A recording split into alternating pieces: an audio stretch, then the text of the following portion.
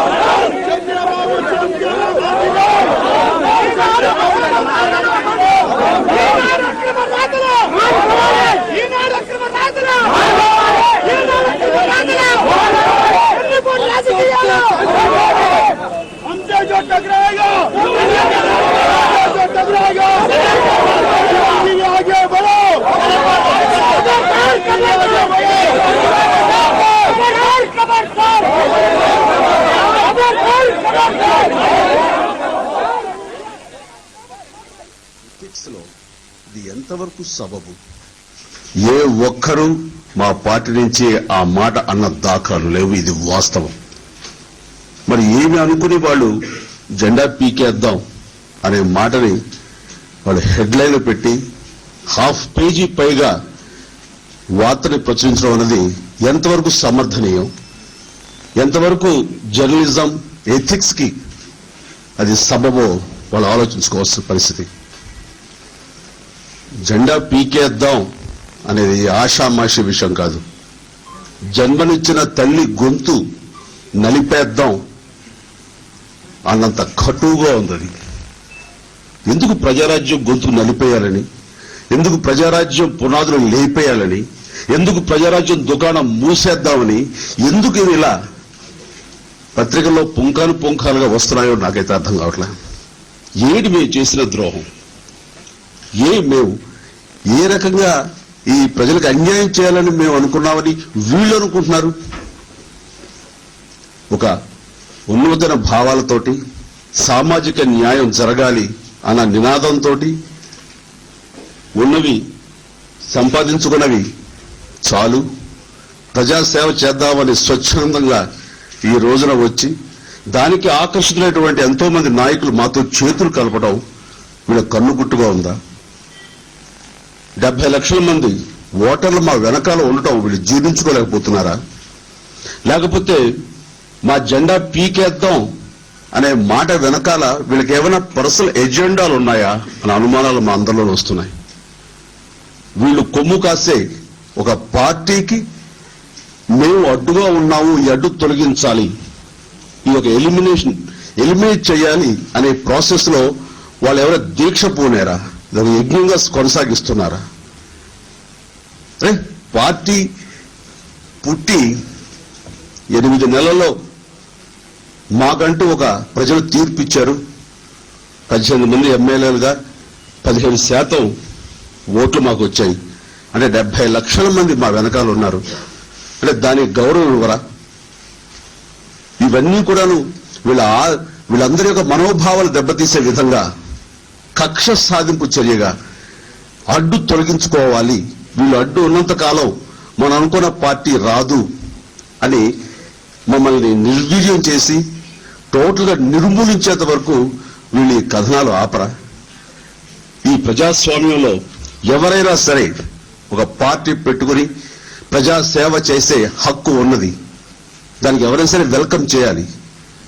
పత్రికలంటే ప్రజాస్వామ్య పరిరక్షణ చేస్తూ ప్రజా సమస్యల పట్ల వాళ్ళు స్పందిస్తూ ప్రజల పక్షాన ఉండి మాలాంటి రాజకీయ పార్టీలు ఏదైనా తప్పులు జరుగుతుంటే దాన్ని తెలియజెబుతూ మేము కరెక్ట్ చేసే విధంగా వాళ్ళు మాకు హెచ్చరిస్తూ మాకు అలాగే భుజం తడుతూ ముందుకు వెళ్లేలాగా వాళ్ళు చేయూతనివ్వాలి. అలాంటి పరిస్థితి కాకుండా ఒక పార్టీ మీద వ్యతిరేకతతో వాళ్ళు అనుకున్న పార్టీ అధికారంలోకి ఏదైనా సరే రావాలని పంతంతో ఈ రోజున మా గొంతు నిలిపేయటం, ఈ పార్టీని ఈ పార్టీ జెండాని పీకేద్దామని వాళ్ళ ఎజెండాని ఈ రకంగా బ్యానర్ ఐటమ్ రాయటం అనేది చాలా చాలా దురదృష్టం.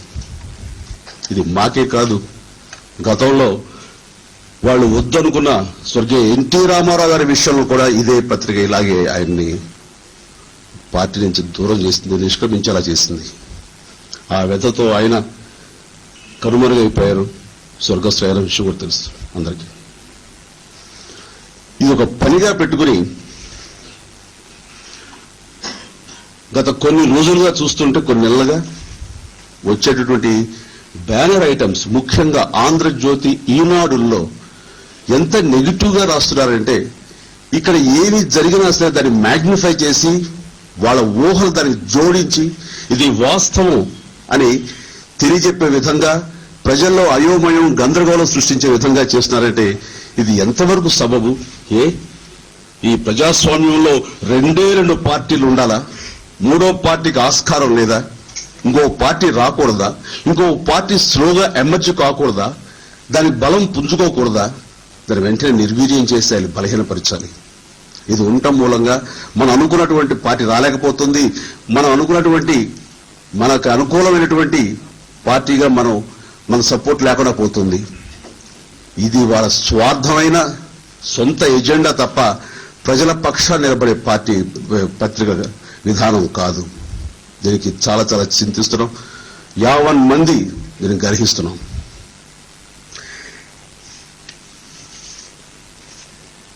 గతంలో ఈ పత్రికలు రాసినటువంటి హెడ్డింగ్స్ ఎలా ఉన్నాయంటే, ముందు నుంచి కూడాను ఇక్కడ పుంఖాలుగా ప్రజలు వస్తున్నారు, జనం వస్తున్నారు. ఈ ప్లేస్ సరిపోదనుకుని ఇమేజ్ గార్డెన్ లో నేను వేల మందిని కలుసుకుంటూ రోజంతా గడుపుతుంటే, ఇక్కడ ఫైల్ ఫోటోగ్రాఫ్స్ పార్టీ పెట్టక ముందు ఈ ఆఫీస్ ఫోటోగ్రాఫ్స్ తీసి ప్రజలు లేని రాజ్యం, ప్రజారాజ్యం, ఇది ఖాళీగా వెలవెలపోతుంది అని ఎంత అవాస్తవం పత్రికలు రాశారు అది అందరికీ తెలుసు. ఈ మధ్యకాలంలో చూస్తే దుకాణం మూసేస్తున్నారు అని చెప్పి టీఆర్ఎస్ మమ్మల్ని కలిపి రాశారు. ఇది ఎంత బాధాకరణ విషయం ఇది. అలాగే ఒక్కొక్క నాయకుడిని లక్ష్యం చేసుకుని వాళ్ళు పార్టీ విడిచి వెళ్లేటప్పుడు వాళ్ళ గురించి చాలా పెద్దగా ప్రముఖంగా ప్రచారం చేస్తూ అసలు ఈ పార్టీ నిర్వీర్యమైపోతుంది అని వాళ్ళ వార్త రాయడం వెనకాల వాళ్ళ ఉద్దేశం ఏమిటి? ఎవరైనా సరే ఇతర పార్టీలో అసంతృప్తి చెందిన వాళ్ళు ఈ పార్టీలోకి వచ్చి చేరుతున్నామంటే అది జస్ట్ ఒక లైన్ వార్త మాత్రమే. అదే వ్యక్తులు రిజల్ట్స్ తర్వాత వాళ్ళు అనుకున్నటువంటి వాళ్ళ లబ్ధి పొందినప్పుడు తిరిగి మళ్లీ వేరే పార్టీ కోసం వెళ్లిపోయే పరిస్థితిలో ఆ స్వార్థ రాజకీయ నాయకులు వెంటనే అది మాత్రం బ్యానర్ ఐటమ్స్ లో పెద్ద రాస్తూ వాళ్ళు అంత ఇదిగా చేస్తూ మమ్మల్ని తగ్గించేలా చేస్తున్నారంటే మాకు అర్హత లేదా? వాళ్ళు మాత్రం వేయాలా? ఇంకొకళ్ళు వచ్చి ప్రజల పక్షాన్ని నిలబడి వాళ్ళకి న్యాయం జరిగేలాగా మేము ఎవరూ పూనుకోకూడదా? ఇదేంటిది? ఇది ఒకళ్ళ జాగీరు మాత్రమే, ఒకరిద్దరు జాగీరు మాత్రమేనా? దానికి వీళ్ళు వంత పలుకుతారా? వాళ్ళకి మద్దతు ఇస్తారా? వాళ్ళకి భుజం కాస్తారా? వాళ్ళకి కొమ్ము కాస్తారా? మేము చేసిన అన్యాయం ఏంటి? మేము చేసిన నేరం ఏమిటి? మాకేమైనా నేర చరిత్ర ఉందా? మాకేమైనా స్వార్థాలు ఎజెండాలు మాకు ఉన్నాయా? స్వచ్ఛందంగా ఉన్నత భావాలతోటి అత్యుత్తమ ఆశయాలతో వచ్చిన మాకు ఇదా మీరు ఇచ్చేటువంటి సపోర్ట్? ముఖ్యంగా ఆ 2 పత్రికలు మాత్రం ముందు నుంచి కూడా ఏకపక్షంగా ఉన్నాయి. వాళ్ళకు అనుకున్న విధంగా, వాళ్ళ అనుకూలంగా వాళ్ళు ఏమైతే అన్నారో అది రావాలని బిగినింగ్ లో వాళ్ళు మాకు మంచి సపోర్ట్ ఇచ్చారు. అదేదో చాలా ప్రజాస్వామ్యంలో కొత్త పార్టీ రావాలి, కొత్త విధానాలతోటి వాళ్ళ ప్రజా జీవనం అద్భుతంగా ఉండాలి అనే ఉద్దేశంతో ఇచ్చారో అనుకున్నాం. కాదు, వాళ్ళు అనుకున్నట్టు తెలుగుదేశం బలహీనంగా ఉంది, వాళ్ళు కాంగ్రెస్ 80% రాకూడదు, రాజశేఖర రెడ్డి వాళ్ళకి పడదు కాబట్టి రాజశేఖర రెడ్డి రాకుండా తెలుగుదేశం లేవలేని పరిస్థితిలో ఉంటే ప్రజారాజ్యం వస్తే గనక